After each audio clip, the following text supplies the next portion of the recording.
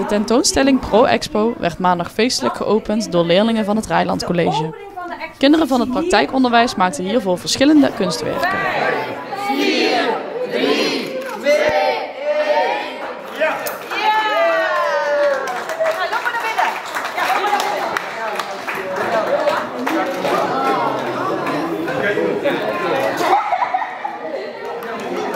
Alles wat je hier ziet, hebben de leerlingen het afgelopen jaar eigenlijk gemaakt. Bij mij in de lessen bij tekenen en handvaardigheid.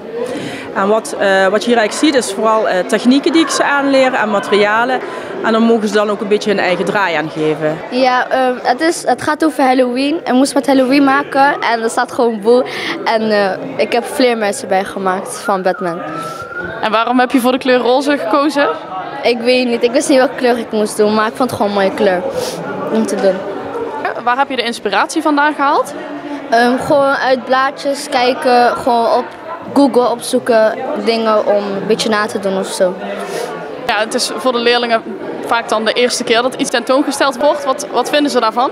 Ja, wat ik nu zo zie, in het begin wisten ze natuurlijk niet precies wat ze ervan moesten verwachten. En dan zei ik, ja, dat is net als in een museum. En hier hangen echte kunstenaars en wij gaan er ook, maar daar konden ze niet zo goed een beeld bij vormen. Maar ik zie nu aan een reactie dat ze wel heel erg trots zijn op zichzelf. En dat mag ook, want het ziet er fantastisch uit. En wat waren de reacties van de leerlingen vandaag? Oh, mooi. En er hangen 2 werken voor mij. En leuk. En ik kom met mijn ouders terug. En ja, echt heel fijn. De expositie is elke dag te zien tot en met woensdag 4 juni van 12:30 tot 5 uur, met uitzondering van maandag.